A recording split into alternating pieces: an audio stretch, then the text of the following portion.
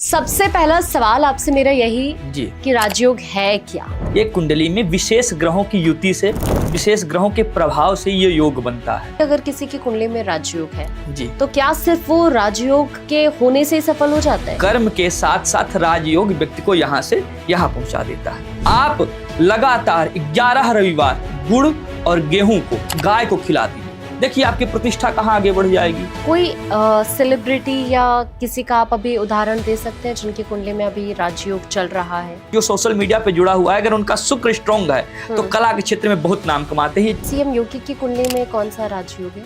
आगे चल के देश के राजा के रूप में सीएम योगी जी प्रतिष्ठित होंगे। शिव जी के मंदिर में जाकर प्रत्येक सोमवार, शुक्रवार या बुधवार को जो है दही का लेपन शिव जी की पिंडी में कर दें, ऑटोमेटिक सभी ग्रह स्ट्रॉन्ग हो जाएंगे। सिर्फ राजयोग धन ही नहीं प्रदान करता है, व्यक्ति का नाम और व्यक्ति का यश भी प्रदान करता है। विराट कोहली ने भी अभी टेस्ट क्रिकेट से संन्यास लिया है, तो उनकी कुंडली क्या कह रही है अभी? उनकी कुंडली में विपरीत राजयोग बन रहा है। जून किन किन लोगों के लिए अच्छा रहने वाला है इस बार?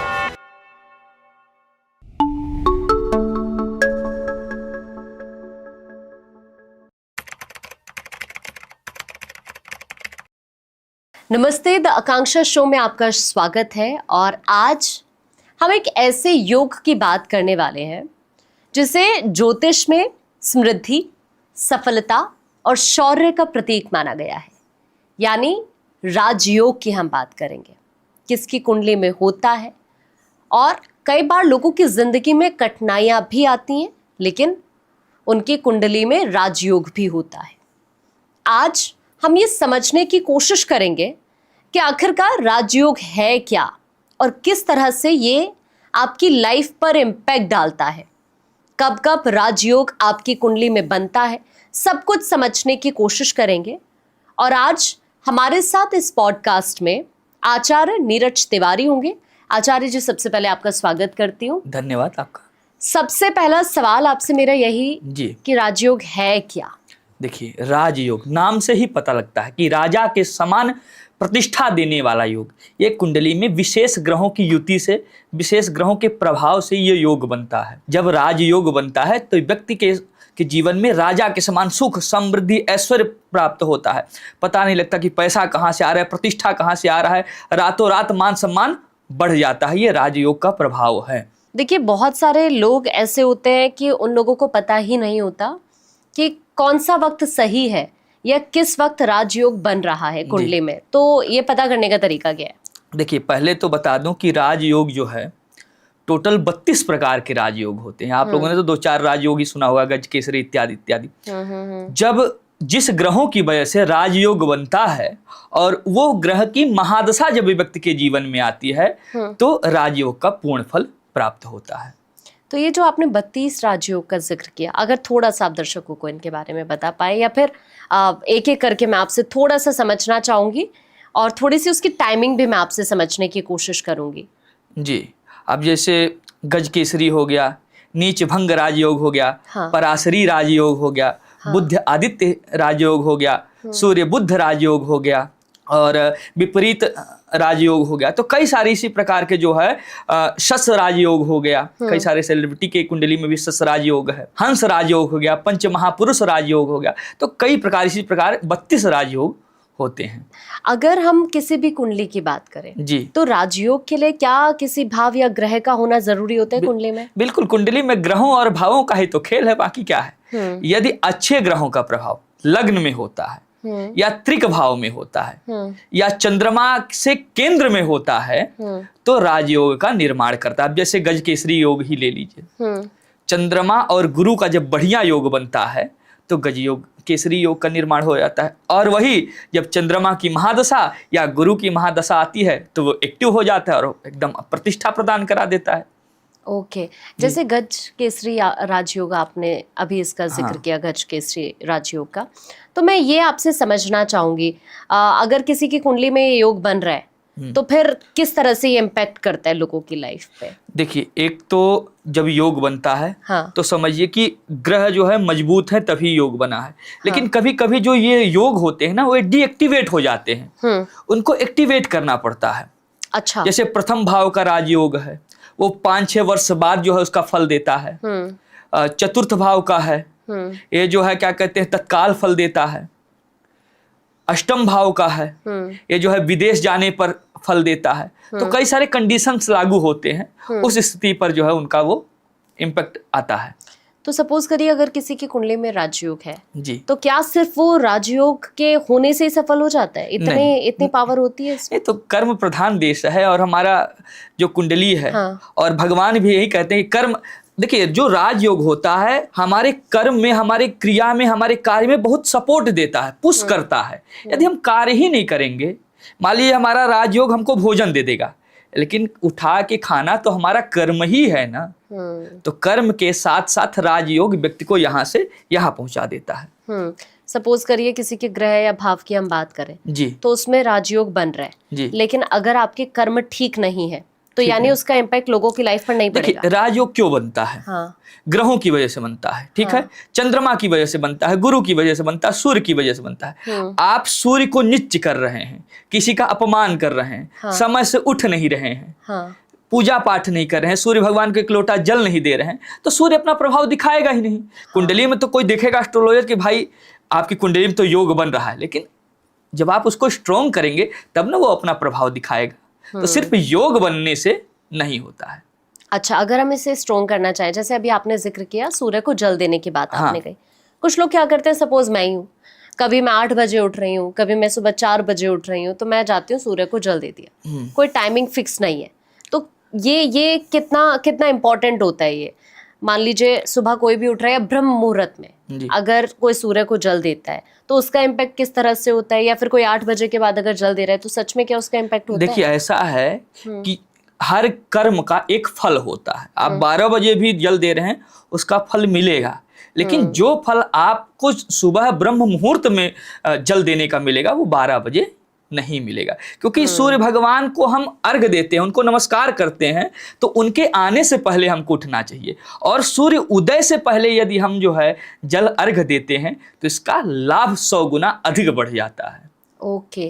अगर हम 8 बजे के बाद करते हैं तो वो इम्पैक्ट कर सकता है, बट इतना इम्पैक्ट नहीं करेगा। अच्छा, एक चीज और है, हाँ। सूर्य को जल देने का एक नियम और भी है। जैसे सूर्य उदय से पहले हम जल दे रहे हैं तो हमको 3 बार जल देना है। जैसे एक पात्र में लोटा में जल दिए 1 2 3, और सूर्य उदय के बाद दे रहे हैं 8 बजे 9 बजे 10 बजे तो 4 बार, 1 2 3 4। अच्छा, कुछ लोग एक साथ ही जल दे देते हैं। हाँ। अगर क्रम से देते हैं तो इसका प्रभाव बढ़ जाता है, ज्योतिष शास्त्र में इसका विधान है।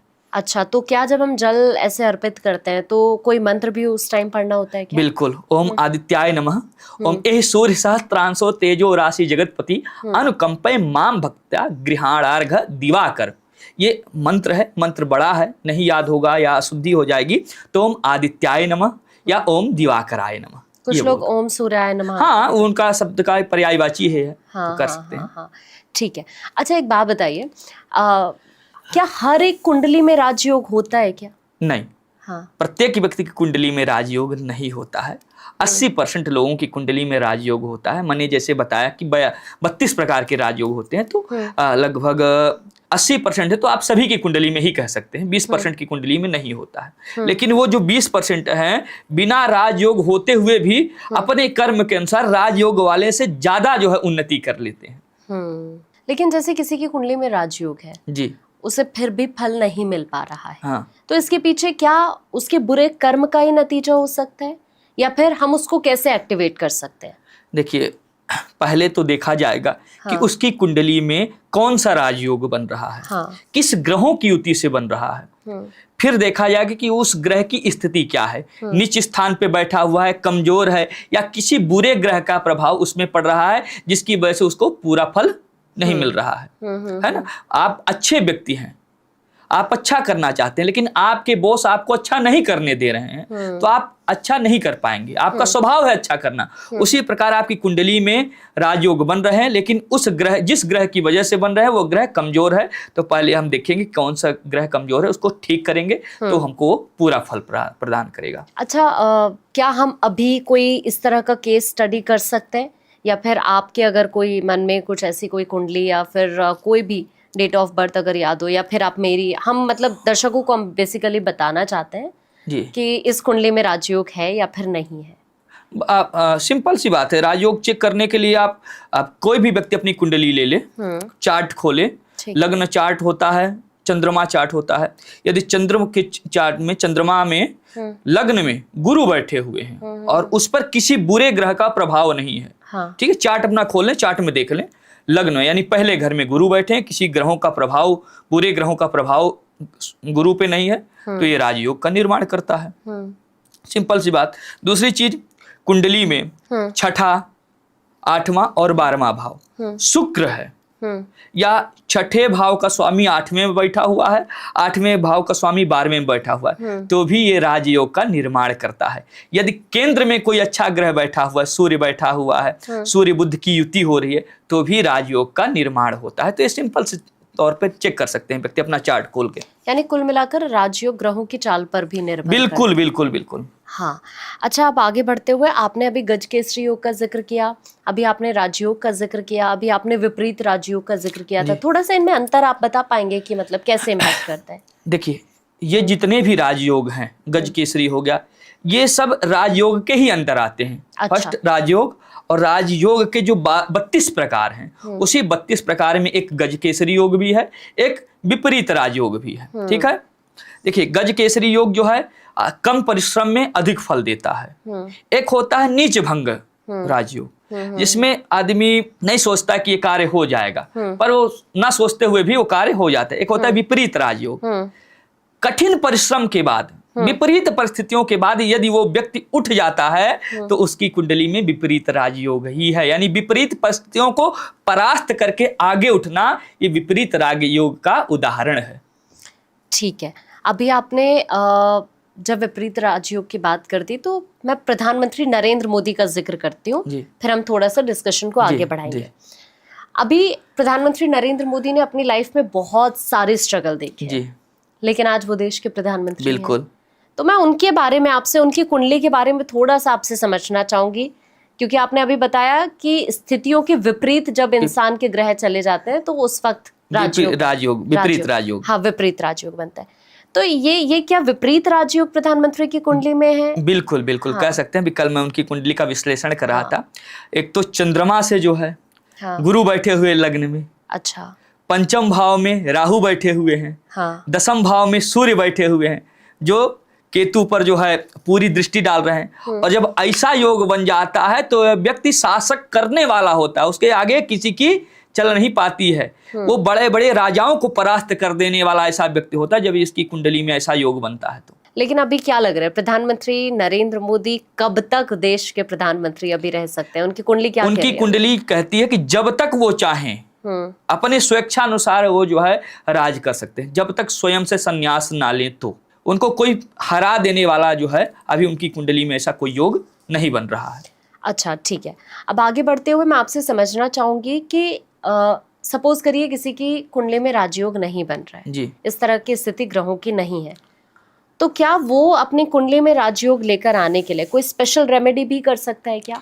बिल्कुल कर सकता है। देखिए, राजयोग जो कुंडली आपकी बन गई है, वो जीवन पर्यंत आपकी वही कुंडली रहेगी। यदि आपकी कुंडली में राजयोग नहीं है, तो आपकी कुंडली में राजयोग कभी नहीं बनेगा, लेकिन राजयोग के बराबर आप सुख प्राप्त कर सकते हैं, ऐसा विधान शास्त्रों में बताया गया है। क्योंकि भाई, जो आपकी कुंडली में योग है ही नहीं, तो हम प्रकट कर सकते हैं ना आप प्रकट कर सकते हैं। बस उसके समान क्या करना है, महादेव की पूजा करना है। महादेव को आप गन्ने का रस चढ़ाइए, आपको यश कीर्ति प्राप्त होगी। शहद चढ़ाइए, यश कीर्ति प्राप्त होगी, है ना। सूर्य भगवान को जल दीजिए। देखिए, जो राजयोग है, इसका प्रधान कारक कौन देवता है, कौन ग्रह है? सूर्य भगवान है। आप लगातार 11 रविवार गुड़ और गेहूं को गाय को खिला दीजिए। देखिए, आपकी प्रतिष्ठा कहाँ आगे बढ़ जाएगी। 11 रविवार गुड़ और गेहूं गाय को खिलाना है, आपकी प्रतिष्ठा यहाँ से यहाँ बढ़ जाएगी। हाँ। 4 लोग आपको जानने लगेंगे। अब मैं एक चीज़ और आपसे समझना चाहूँगी, क्योंकि बहुत बार इस तरह की सिचुएशन लोगों की लाइफ में आ जाती है। सब कुछ चीज़ें अच्छी चल रही हैं, राजयोग भी बना हुआ है, लेकिन बीच में कुछ इस तरह की परिस्थिति आ जाती हैं कि बहुत सारी दिक्कतें लोगों की लाइफ में आनी शुरू हो जाती है। तो हेल्थ से रिलेटेड हो सकती है, वो मनी से रिलेटेड हो सकती है, उनकी फैमिली से रिलेटेड भी हो सकती है। तो ये पूरा सब कुछ ये क्या राजयोग के अंदर ही आता है क्या? अब मान लीजिए आपकी कुंडली में राजयोग है, हाँ। वर्तमान समय में गुरु की महादशा चल रही है, हाँ। राजयोग पूरा अपना प्रभाव दे रहा है, हाँ। लेकिन गुरु की दशा के साथ अंतर्दशा जो है शनि की आ गई, राहु की आ गई या केतु की आ गई, तो फिर जो है उस पीरियड के लिए वो व्यक्ति बीमार पड़ जाता है। महादशा और अंतर्दशा बहुत मायने रखती है। महादशा अच्छी है लेकिन अंतर्दशा बुरी हो गई तो फिर उस पीरियड के लिए व्यक्ति परेशान हो जाएगा। लेकिन आज के हम मॉडर्न जमाने में जीते हैं जी, तो आपको लगता है कि आज भी लोग इन सारी चीजों पर, राजयोग पर ट्रस्ट करते हैं या फिर इतना इम्पैक्ट आज भी? क्योंकि आजकल लोग, मुझे लगता है, अपने भले को शायद ज्यादा चाहते हैं, वो भूल जाते हैं कि शायद आपकी वजह से किसी का बुरा भी हो सकता है। बिल्कुल। देखिए, यदि ये तो शास्त्र सम्मत है और इतिहास है कि दूसरे का बुरा चाह के अपना भला कदापि नहीं हो सकता है। कुछ समय के लिए हो सकता है, लंबे समय के लिए कभी नहीं हो सकता है। उदाहरण स्वरूप, जब भी पूजा पाठ में कोई आचार्य या कोई व्यक्ति माथे पर तिलक लगाता है तो सबसे पहले जो है अपने हाथ में तिलक लगता है, फिर आपके माथे में तिलक लगेगा।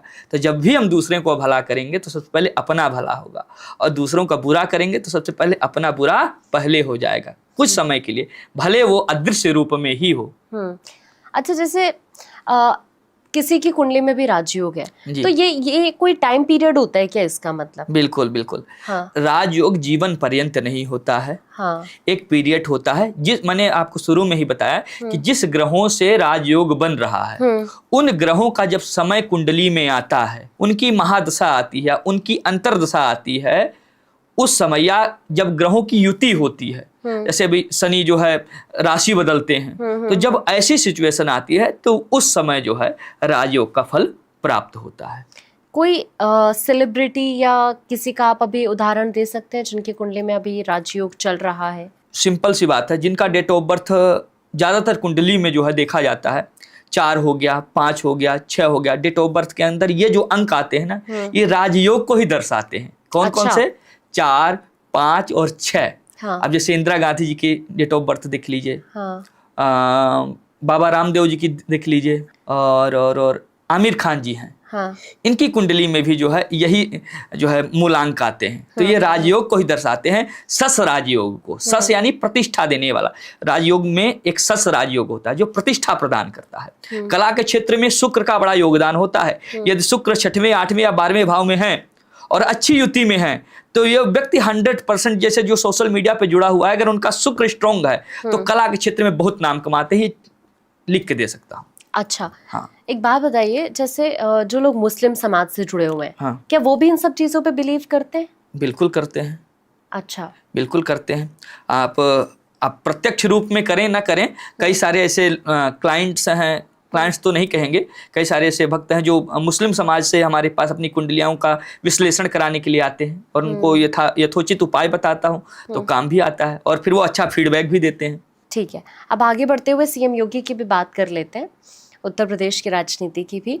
सीएम योगी ने भी अपनी लाइफ में, मुझे लगता है, बहुत स्ट्रगल देखा है, बहुत ही स्ट्रगल देखा है। उत्तराखंड से निकलकर अब गोरखपुर में उनकी, जो कि कर्म भूमि उनकी है, उनकी कुंडली क्या कहती है? देखिए, उनकी कुंडली मैंने देखा, उन सिंह लग्न की उनकी कुंडली है, उनके लग्नेश सिंह है, और जो लग्नेश है वो कर्म का कारक होकर सूर्य, बुध और शनि, ये तीनों ग्रहों के साथ युति में बैठे हुए हैं। और ज्योतिष शास्त्र में सूर्य की ऐसी स्थिति, ऐसी युति जो है राज सत्ता को प्रदान करती है, और आगे चल के देश के राजा के रूप में सीएम योगी जी प्रतिष्ठित होंगे, ऐसी उनकी कुंडली कह रही है। और ज्यादा समय नहीं लगेगा, मात्र जो है 8 से 10 वर्ष के बीच में ही ऐसा संभावना योग बन जाएगा इनकी कुंडली में। यानी यूपी से निकलकर बिल्कुल देश की राजनीति पर बिल्कुल बिल्कुल जो सूर्य की युति बन रही है ना बुध और शनि के साथ, ये राजसत्ता में ऐसा नाम देती है कि राजा के समान नाम देती है, और प्रधानमंत्री के पद में वो जरूर जाएंगे।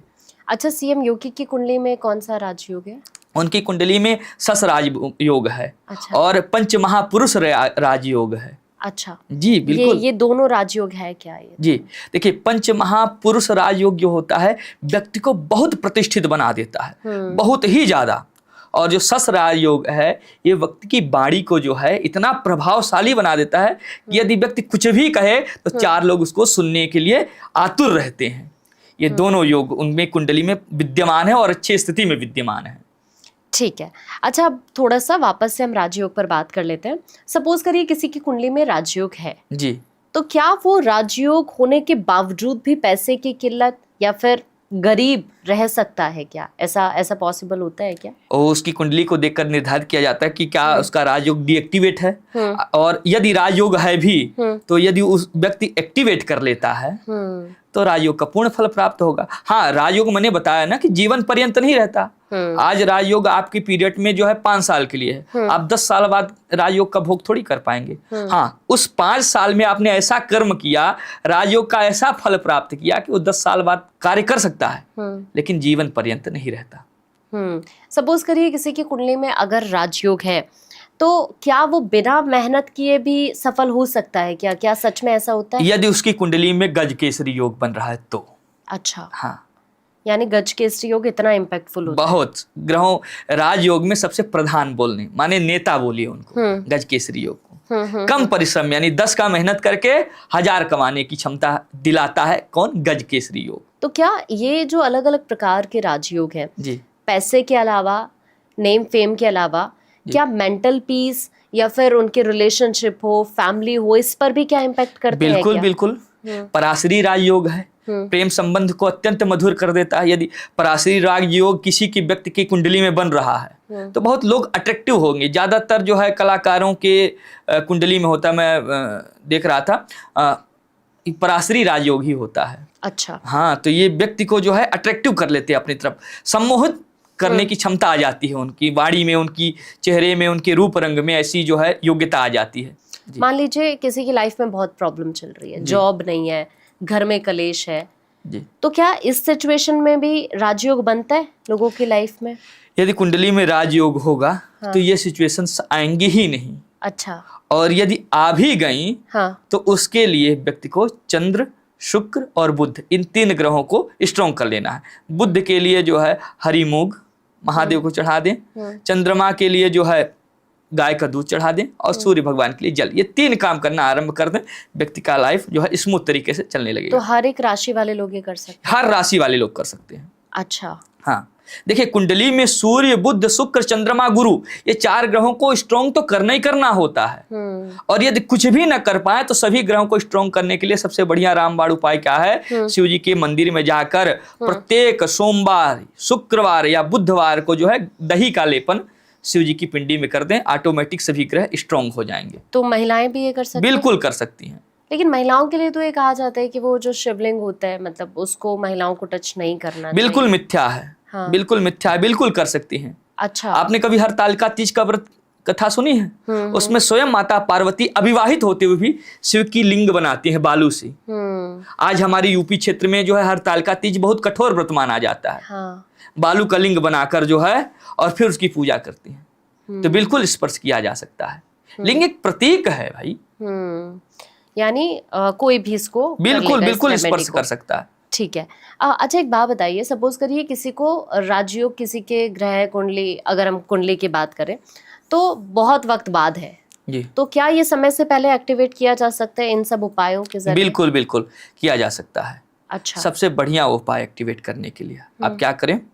तांबे का लोटा लें, उसमें गेहूं भरें, ठीक है, थोड़ा सा तुलसी पत्र और थोड़ा सा गंगा जल, और यदि तांबे का सिक्का मिल जाए तो ठीक है, नहीं तो किसी भी एक सिक्का लेकर किसी भी सूर्य मंदिर में या लक्ष्मी मंदिर में जानकर उसको दान कर दें। ठीक है, उनका जो है ग्रह, उनका राजयोग एक्टिवेट हो जाएगा। क्या राजयोग सिर्फ एक बड़े बैंक बैलेंस को हम समझें, या फिर अगर हम अपनी बात करें तो खुद से भी, सपोज करिए करियर की बात हो, रिलेशनशिप की बात हो, उस संतुष्टि से भी जोड़कर इसे देखा जा सकता है? राजयोग सिर्फ धन प्रदान नहीं करता है। राजयोग का मतलब होता है व्यक्ति की प्रतिष्ठा, व्यक्ति का मान सम्मान, व्यक्ति का वैभव, व्यक्ति का औदा, व्यक्ति का यश, व्यक्ति का कीर्ति। आपके पास बहुत सारा पैसा है लेकिन आपको कोई नहीं जानता है तो उस धन का क्या लाभ? आपके पास कम पैसा है लेकिन कीर्ति ज्यादा है तो उसका अत्यधिक लाभ होगा। तो सिर्फ राजयोग धन ही नहीं प्रदान करता है, व्यक्ति का नाम और व्यक्ति का यश भी प्रदान करता है। नेम फेम मनी तीनों प्रदान करता है। तो सपोज करिए मेरी कुंडली में राजयोग है जी, मेरी मम्मी या पापा की कुंडली या मेरे किसी भी नोन की कुंडली में सपोज करिए राजयोग नहीं है, तो क्या मेरी कुंडली का राजयोग मेरी फैमिली पर इम्पैक्ट करेगा? बिल्कुल करेगा, हाँ। लेकिन पूर्णतः नहीं करेगा। अच्छा। 100 का 100% आप पे ही करेगा, लेकिन आपके जरिए आपके माता पिता को आपके द्वारा सुख मिल सकता है, यही इम्पैक्ट है। आचार्य जी, अभी रोहित शर्मा ने और विराट कोहली ने टेस्ट क्रिकेट से संन्यास लिया। जी, फिर आज मैंने अभी एक तस्वीर देखी कि रोहित शर्मा महाराष्ट्र के मुख्यमंत्री से मुलाकात कर, तो एक तो मैं ये समझना चाहूंगी अभी दोनों की कुंडली क्या कह रही है। पहले रोहित शर्मा की बात कर लेते हैं। देखिए, रोहित शर्मा जी की कुंडली जो है कर्क लग्न की कुंडली है, मेष राशि है उनकी। और जहाँ तक कुंडली का भाव है, राजनीति में उनका अच्छा योगदान नहीं रहेगा। अच्छा। मतलब उनकी कुंडली राजनीति में अच्छा प्रदर्शन नहीं कर पाएगी। क्रिकेट के तौर पर अच्छा नेतृत्व कर सकते हैं वो, क्योंकि उनकी कुंडली में जो है 10वें भाव में सूर्य और केतु बैठे हुए हैं, जो क्रिकेट और खेल के में अच्छा नेतृत्व प्रदान करेंगे, लेकिन राजनीति क्षेत्र में उनका थोड़ा हाथ ढीला रहेगा। तो क्या लगता है अभी उनकी कुंडली में ऐसे कोई ग्रह या भाव इस तरह के हैं क्या कि वो राजनीति में वर्तमान समय में अभी नहीं जाएंगे। और जाएंगे भी तो उनको अच्छी सफलता नहीं प्राप्त होगी। विराट कोहली ने भी अभी टेस्ट क्रिकेट से संन्यास लिया है, तो उनकी कुंडली क्या कह रही है अभी? उनकी कुंडली में विपरीत राजयोग बन रहा है। अच्छा। हाँ, बहुत परिश्रम करेंगे तो वो जो है सफलता प्राप्त कर सकते हैं यदि चाहें तो, लेकिन परिश्रम अत्यधिक रहेगा उनकी कुंडली में। तो अभी आने वाले वक्त को लेकर क्या आपको लगता है कि उनकी भी राजनीति में एंट्री हो सकती है? विराट कोहली जी को देखकर लगता है, उनकी कुंडली देखकर, कि वो जा सकते हैं यदि उनकी इच्छा रहे तो। थोड़ा हाँ परिश्रम करना पड़ेगा, क्योंकि विपरीत राजयोग बन रहा है और इस समय एक्टिवेट भी है, तो जा सकते हैं। ठीक है। एक बार फिर से हम कुछ और बातें कर लेते हैं राजयोग पर ही। आप एक बात बताइए, क्या ये पॉसिबल होता है कि किसी को कुछ ऐसे इंडिकेशंस होती हैं कि अभी उनकी कुंडली में राजयोग एक्टिवेट होने वाला है? जी, स्वप्न के जरिए भी हम देख सकते हैं। जैसे स्वप्न में जो है जल का दिखना, सर्फ का दिखना, या किसी देवताओं का दिखना। अच्छा, देखिए क्या होता है कि कुंडली में यदि 9वें भाव में कोई अच्छा ग्रह बैठा हुआ है और उस पर गुरु की अच्छी दृष्टि पड़ रही है, पूर्ण दृष्टि पड़ रही है, तो समझिए उस व्यक्ति को दैवीय शक्ति प्रदान हो रही है। अच्छा। यानी स्वयं साक्षात भगवान जो है उसकी रक्षा कर रहे हैं और उसको आगे बढ़ा रहे हैं। ये भी ज्योतिष शास्त्र में इसका भी प्रमाण है ना। तो स्वप्न के जरिए भी हम देखते सकते हैं कि भाई हमारा जो ग्रह अच्छा हो रहा है, हमारे साथ अच्छा हो रहा है। सर्प को देखना, जल को देखना, दही को देखना, या किसी भगवान की मूर्ति को देखना, मोरपंख को देखना, हाथी को देखना, ये सब बहुत शुभ संकेत माने जाते हैं।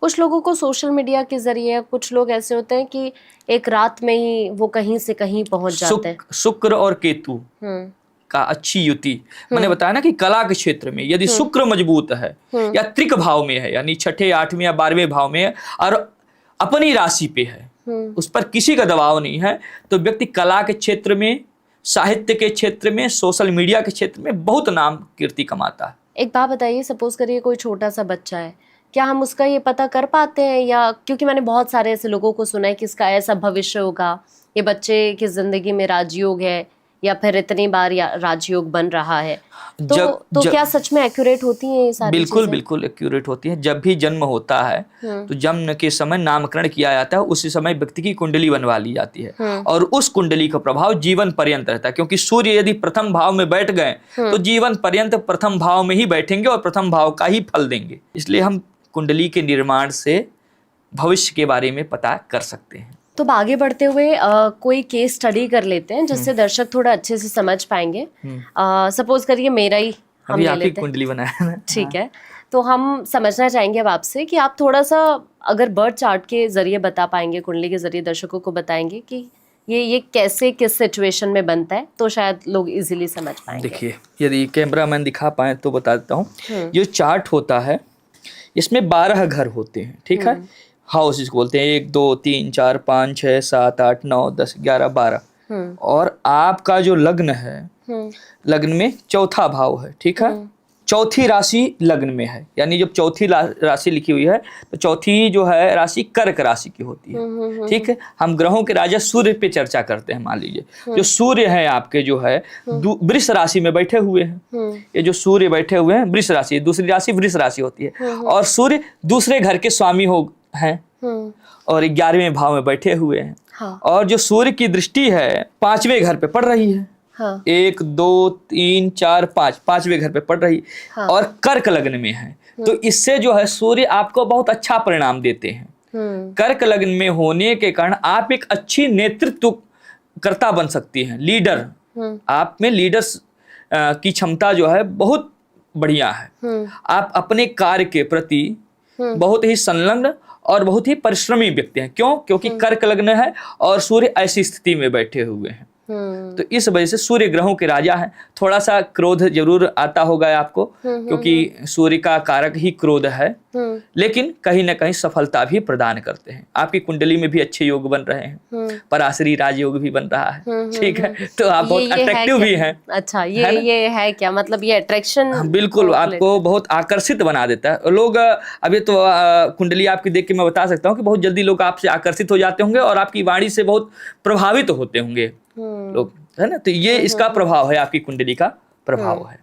ठीक है। हाँ। यानी इस तरीके से हम कुंडली के जरिए समझ सकते हैं समझ सकते हैं कि कब अच्छा देखिए, और भी समझाता हूँ इसी कुंडली के माध्यम से। जैसे किसी की कुंडली खोल लें, ठीक है, ये मैंने अभी लग्न कुंडली बनाई हुई है। ठीक है, यहाँ पर लग्न के साथ चंद्रमा की चंद्र कुंडली भी होती है, और यदि लग्न में गुरु बैठे हुए हैं और यहाँ पे यानी पहले भाव में पहले घर में जिसको लग्न बोलते हैं, यदि गुरु बैठे हुए हैं और यहाँ पर किसी अच्छे ग्रहों का प्रभाव है, तो समझिए कि आपके जीवन में राजयोग बनना ही बनना है।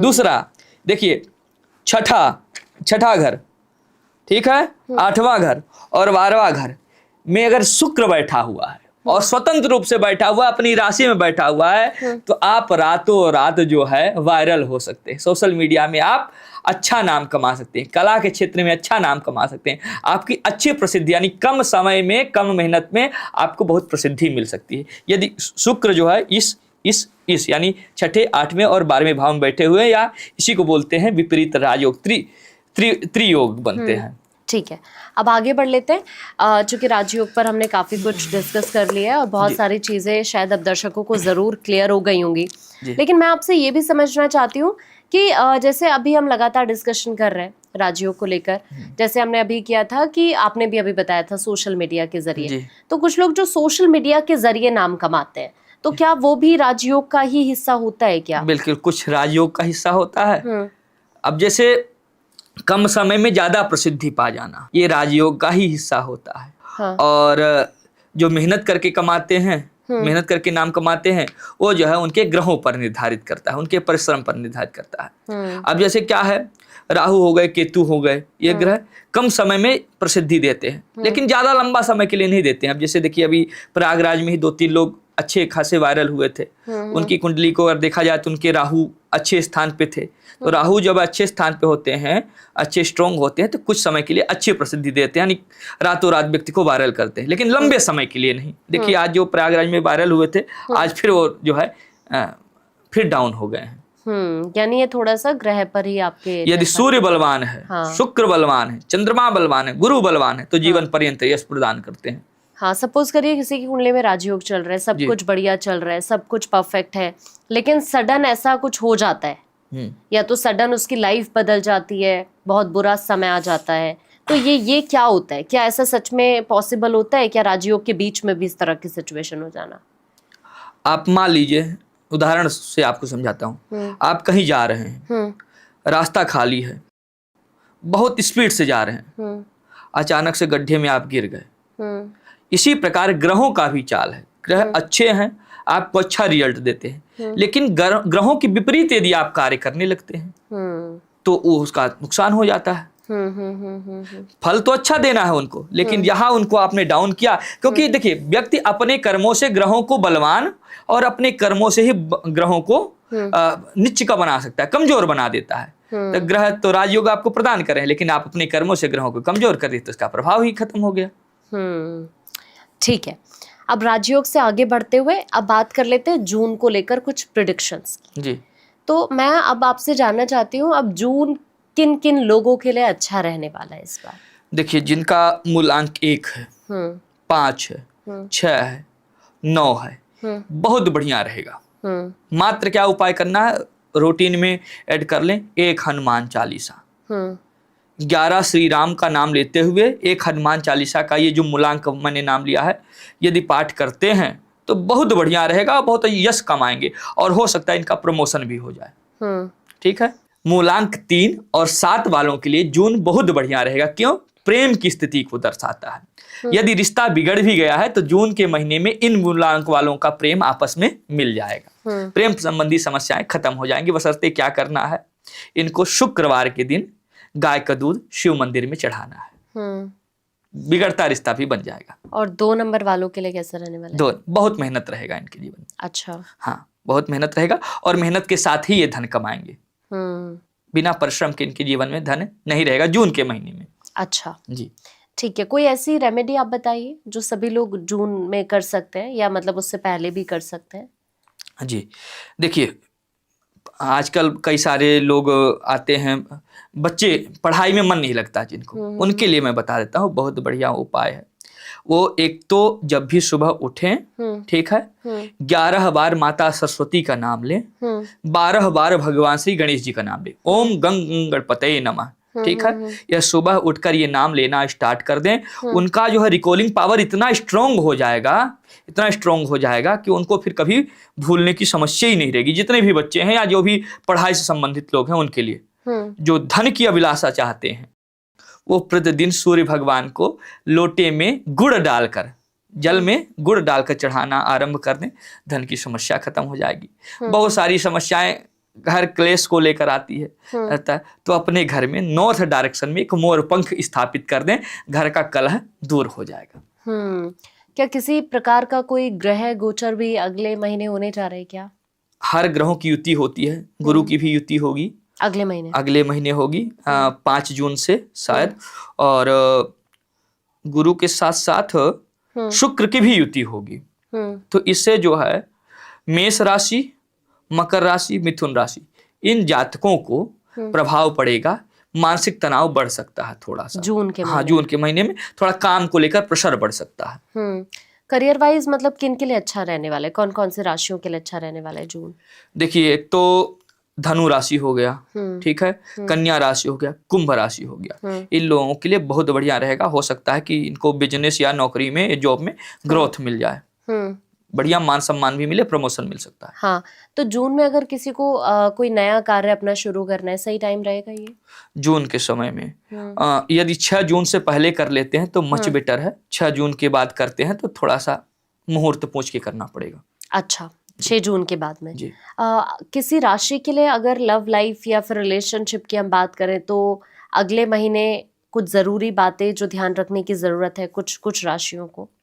मैंने बताया, देखिए, एक कुंभ राशि ले लीजिए, ठीक है, एक मिथुन राशि ले लीजिए और एक वृश्चिक राशि ले लीजिए। ये राशि वाले लोग बहुत क्रोधित हो जाते हैं, बहुत जल्दी क्रोधित हो जाते हैं, है ना। सॉफ्ट तो होते हैं लेकिन बात बात पे क्रोधित हो जाते हैं, तो थोड़ा सा इनको क्रोध पे नियंत्रण रखना पड़ेगा। नहीं तो क्रोध की वजह से ही इनका रिश्ता, चाहे वो प्रेमिका से हो, पत्नी पुत्र से हो, माता पिता से हो, क्रोध की वजह से रिश्ता बिगड़ जाएगा। कोई ऐसा योग भी बन रहा है क्या जून में जिसकी वजह से लोगों को अपनी मेंटल हेल्थ पर ध्यान देने की या जॉब पर ध्यान देने की जरूरत पड़ सकती है? थोड़ा सा मंगल वीक होंगे, कमजोर होंगे। हाँ। और जो है मंगल का प्रभाव जो है पृथ्वी पर भी पड़ता है। इसके साथ साथ जो है मंगल का प्रभाव व्यक्ति के मस्तिष्क में भी पड़ता है, क्योंकि मंगल जो है ग्रहों के सेनापति हैं। तो हो सकता है कि व्यक्ति की नौकरी में बदलाव रहे, तो इसके लिए जो है आपको कुछ मीठा भोग जो है हनुमान जी को चढ़ाना चाहिए। अच्छा। बूंदी इत्यादि चढ़ा सकते हैं, साथ में तुलसी पत्र डाल के। बहुत अगला महीना हमारी कंट्री के लिए कैसा रहने वाला है? क्योंकि इस महीने तो हमने काफी कुछ देख लिया, भारत पाकिस्तान के तनाव को हमने किस तरह से चरम पर पहुंचा वो देख लिया। अगला महीना कैसा रहने वाला है? देखिए, ऐसा है कि आप अगले महीने की बात करें, मैं अगले 5 साल की बात करता हूँ। कहीं ना कहीं जो है छोटे मोटे संभावनाएं तनाव की बनी ही रहेंगी अगले 5 साल तक। अच्छा। हाँ, तो भारत में किस तरह की सिचुएशन आप देख रहे हैं इसमें? भारत में जैसे अन्य चुपके से हाँ। मतलब सामने से नहीं, चुपके से हमला होने की संभावना भारत में ऐसी योग बन रहे हैं। चुपके से लोग मतलब बिना बताए हुए हमला कर सकते हैं। ठीक, 5 साल तक ऐसी स्थिति बन रही है। जून का महीना किन राशि के लोगों के लिए, अगर हम स्पिरिचुअली बात करें तो बहुत अच्छा रहने वाला है, अगर वो थोड़ा सा पूजा पाठ में ध्यान दे? यदि पूजा पाठ में ध्यान, धनु बहुत बढ़िया। ठीक है, धनु के बाद मकर बहुत उत्तम रहेगा यदि वो पूजा पाठ करते हैं और साथ में यदि गाय को रोटी खिला देते हैं तो, रोटी या हरा घास खिला देते तो बहुत ही बढ़िया जाएगा। सभी राशियों से सबसे उत्तम यही 2 राशियों वाले का जाएगा। ठीक है। तो क्या अब आगे बढ़ते हुए थोड़ा सा मैं समझना चाहूंगी सभी राशि वालों के लिए, एक बार मैं समझ लेती हूँ आपसे, कोई कॉमन रेमेडीज हैं जून के लिए जो लोग कर सकते हैं, सभी राशि के लोग? हाँ, आप क्या करें, एक हरा सब्जी ला लें, चाहे पालक इत्यादि ला लें। जिस समय सोते हैं सराहने के ऊपर नीचे जो है एक लोटे में जल भर के और पालक को रख दें उसी के ऊपर। ठीक है, अगले सुबह उठें और उस पालक को गाय को खिला दें। सभी व्यक्ति ये कर सकते हैं। बिगड़ते ग्रह भी अच्छे हो जाएंगे और बिगड़ते काम भी बन जाएंगे और पैसे का स्रोत भी खुल जाएगा। बहुत बढ़िया रेमेडी है ये। तो जून में कई सारे धार्मिक त्योहार भी रहने वाले हैं। सबसे पहले गंगा दशहरे की बात कर लेते हैं। तो इस बार कितना खास ये रहेगा और कौन कौन सी राशि वाले लोग या सभी लोग क्या कर सकते हैं? देखिए, ये प्रमुख दिन है। हाँ। इसलिए हमारे सनातन धर्म में माता गंगा और तुलसी जी, गाय जी और अग्नि जी को बहुत पवित्र माना जाता है। गंगा दशहरा वो दिन है जी, इसी दिन यानी ज्येष्ठ मास के कृष्ण पक्ष की 10वीं तिथि को भागीरथी जी ने जो है स्वर्ग से गंगा जी को धरती पर बुलाया था। इसलिए बहुत पावन दिन है। प्रत्येक व्यक्ति को गंगा स्नान करना चाहिए। यदि गंगा स्नान नहीं कर सकते हैं तो बाल्टी में थोड़ा गंगा जल डालकर स्नान कर लें और ओम नमो भगवते वासुदेवाय इस मंत्र का यदि जाप करते हैं तो गंगा दशहरा उनके लिए सफल हो जाएगा। सभी प्रकार की समस्याओं का समाधान हो जाएगा। सभी लोग कर सकते हैं। सभी लोग कर सकते हैं और करना भी चाहिए क्योंकि बहुत पवित्र दिन है। यदि किसी के जीवन में पितृ दोष की समस्या भी आ रही है ना, वो गंगा दशहरा के दिन गंगा में स्नान करके कुछ अन्न और कुछ वस्त्र दान कर देता है तो पितृ संबंधी समस्या भी दूर हो जाएगी। क्योंकि अपने पितरों के तर्पण के लिए, पितरों की मोक्ष के लिए ही भागीरथी जी ने स्वर्ग से गंगा को अवतरण किया था, बुलाया था। इसलिए पितृ तर्पण के लिए, पितृ दान के लिए, पितृ संतुष्टि के लिए बहुत बढ़िया दिन है। अच्छा, क्या ऐसी चीजें हैं जो नहीं करनी चाहिए इस दिन? इस दिन देखिए, पहला तो आपको मांस, मछली, दारू इत्यादि नहीं करनी चाहिए। झूठ नहीं बोलना चाहिए। गंदा कपड़ा नहीं पहनना चाहिए और हो सके तो सूर्य उदय से पहले स्नान करना चाहिए। शनि जयंती भी आ रही है अभी जून में, और शनि जी के लिए तो कहा जाता है कि कर्म और न्याय के देवता हैं। हाँ। तो क्या कर सकते हैं उस दिन? उसी दिन अमावस्या भी है। हाँ। अमावस्या पितरों के लिए होती है। हाँ। और शनि जी को कर्म फलदाता कहा ही गया है। तो पितरों और अपने कर्म दोनों को ठीक करने के लिए पीपल का वृक्ष सबसे उत्तम माना जाता है। यदि दोपहर के समय पीपल में जल चढ़ाते हैं तो भगवान पितृ के पास जाता है। ठीक, यदि शाम के समय या सूर्योदय से पहले चढ़ाते हैं तो शनि महाराज के लिए आपको पीपल के पेड़ के पास जाकर 1 लोटा जल चढ़ाना है, थोड़ा काला तिल डालकर और एक तेल का दीपक जलाकर ओम सम शनिश्चराय नमः इस मंत्र का 108 बार जाप करना है। शनि से संबंधित, राहु से संबंधित, केतु से संबंधित, इन तीनों ग्रहों से संबंधित आपकी कुंडली में जो भी विकार हैं, दोष हैं, वो सब दूर हो जाएंगे। कौन कौन सी राशि के लोगों के लिए शनि जयंती अच्छी रहने वाली है? क्या चमत्कारिक बदलाव हो सकता है? एक तो देखिए, मकर के लिए बहुत बढ़िया हो जाएगा। मकर के लिए हो जाएगा, मेष के लिए हो जाएगा, धनु के लिए हो जाएगा।